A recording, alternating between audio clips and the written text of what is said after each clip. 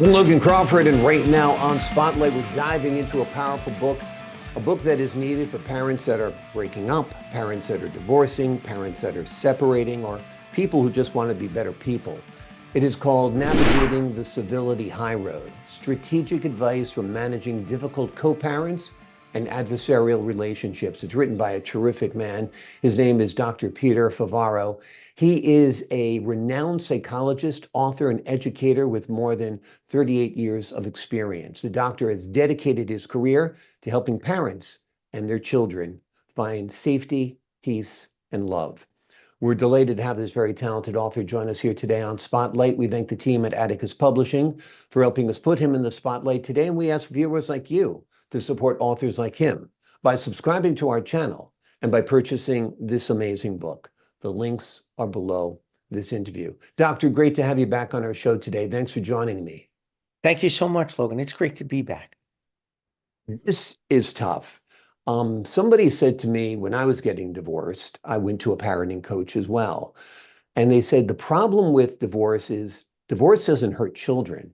It's just that the problems that the couple initially had escalate after the divorce and spill over onto the children.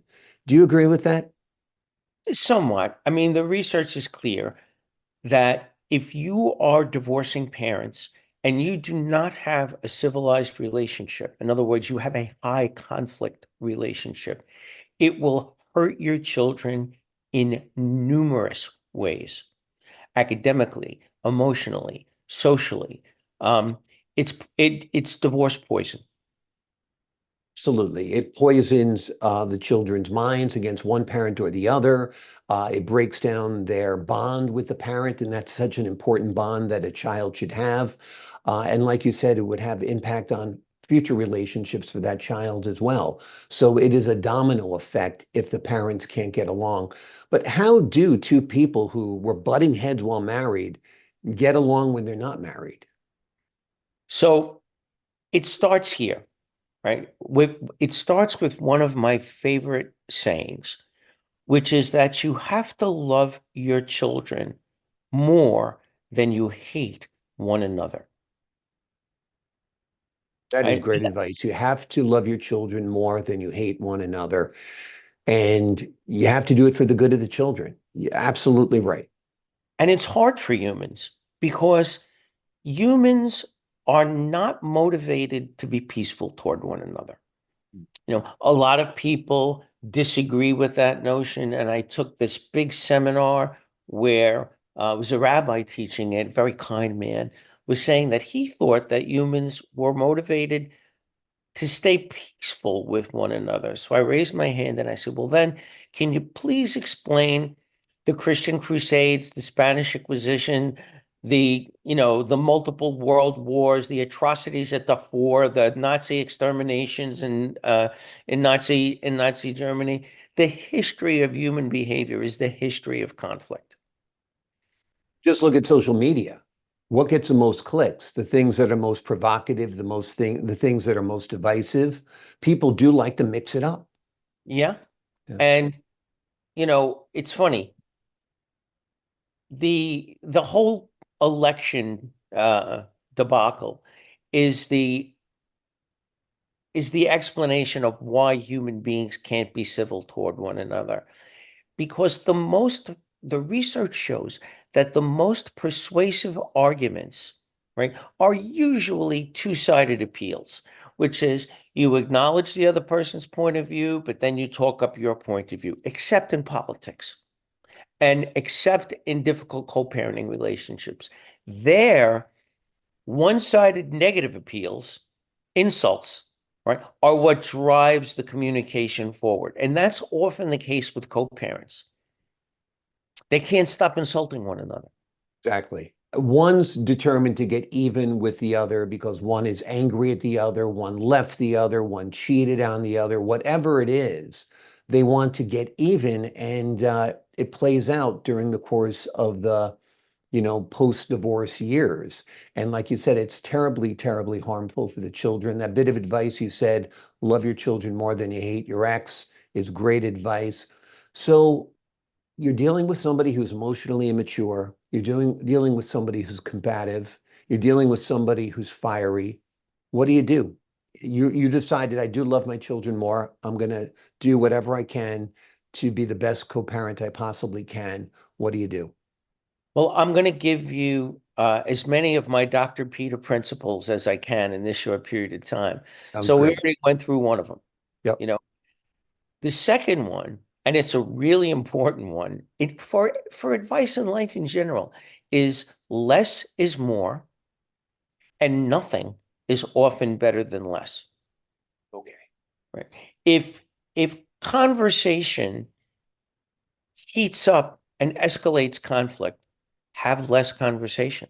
Communicate only what you need to communicate, because when you engage in escalation, right, then you're doing the most common mistake that divorced parents do with one another. They're going punch for punch, right? And it's never ending that way, unless one of those punches kills your spouse. And I deal with a lot of that too. Which is awful and which is the most horrible result you could ever imagine. I know a couple that had an acrimonious divorce. They were trying to co-parent. They would only text or email each other their communications, so there would be a record of it, so one could not accuse the other of doing something untoward. Good idea, bad idea? What do you think? Well, there's a platform that's used in the jurisdictions that I work in. That's a messaging platform, Family Wizard, it's called. And people communicate through that, and then it leaves a record of their communication. But I don't think that does a lot to cool off the temperature of the conflict. I think that people, you said it, I think that people use that for litigation purposes. I think that they use it, opportunistically. I think that the best way of dealing with divorce conflict is through the use of a neutral third party who's specially trained to help you. Exactly. You find the right parenting coach who can see through the BS, who can call a spade a spade. It really can do wonders to cool off that red hot relationship as far as anger goes. You have parents have been coming to you for years with this type of situation, often court ordered that they have to go see a professional like yourself. What do you do in that session to try to get the parents to focus on the best interests of the children? Well, the first thing I do is I give them a copy of my civility book, right? Mm. And that's got all the advice um, that people would need to have a more civilized relationship. Then I make them sign a civility contract, which becomes the platform for calling people out for what they do to one another. And then I create an agenda-based process. We work on one problem at a time and one problem only. Okay. I sometimes use Zoom as an aid to that, where I mute one person while the other person talks so they can't talk over one another. And I also have a specially designed chat called a moderated chat, where I ask a question, I turn the chatting over to one person, shut the other person off. Okay. Then I curate their responses. The response comes to me before it comes into the chat room. If it's not civilized, I send it back and I say, try again. So that the net result is that the both people only see civilized conversation with one another. Sounds like a great tool and a great format for parents to be communicating in. A big problem for a lot of parents is adherence to the parenting schedule. Um, Father will drive a long distance to pick up the child, mother will drive a long distance to pick up the child, and then, sorry, little Peter can't go with you today. He's sick. What do you do when people start playing games like that? Well, we have a name for what that behavior is called, right? It's called taking self-help. Mm. Right. In other words, ignoring the court order and doing what you think is best. Now, in some of the jurisdictions that I work for, people are heavily penalized for that. They're penalized financially, and they're penalized with removal of some of their parenting time. But I don't think that punishing people is the best way of changing their behavior. I think that we have to find ways of rewarding cooperation. I mean, How do you do that? that's life. Yeah. Life Yeah, is all about, hope of reward or fear of punishment. exactly. And we don't really know yet what Yeah, motivates people. I think that, for me, what should be motivating people right, is improved behavior in their children. But exactly. that's not enough. It's mind-boggling, and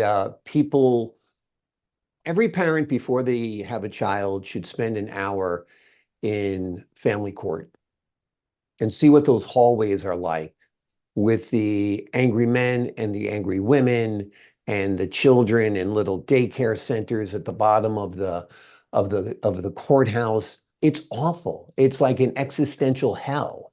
If they would realize if there's any way we can possibly avoid being like the people in that courthouse, they should do it. If it means reading your book, and they absolutely should because civility is so important, meeting with a professional like yourself, absolutely they should because civility is important. But they're destroying each other and they're destroying their children. And it's mind-boggling. And we talked about risk, reward, and punishment before. Unfortunately, in many jurisdictions, like you said, the reward is money. If one parent gets full custody of the children, there's going to be more money going from one parent to the other. So It the root of depends. all evil is money. Yeah, it depends. That's not always true, but it's mostly true. And man, did you hit the nail on the head when you talked about the family court environment, because that is like an alternate universe. It is. It's like all the bad stuff between people crammed into a tight space. Exactly. Yeah, it's like No Exit by Sartre. Come on. Uh, I know a couple. They went to where they were in that family court, and a court officer walks up to them and said, "Hey, I don't recognize you, so it's your first time here. You see these people around here? I see them once a month, every other month. They're constantly here for years. Whatever your problems are, resolve them for the sake of your children, and do not keep on coming here every month." And you know what that couple did? They kept on going there every month for 10 years. They disregarded the great advice, the sage advice of a court officer who took the time to share her wisdom. So it is a real problem. It's a difficult problem. You're helping with the cure there with your book. Civility is the cure. If you can put, like the very first thing you said during this interview is so impactful.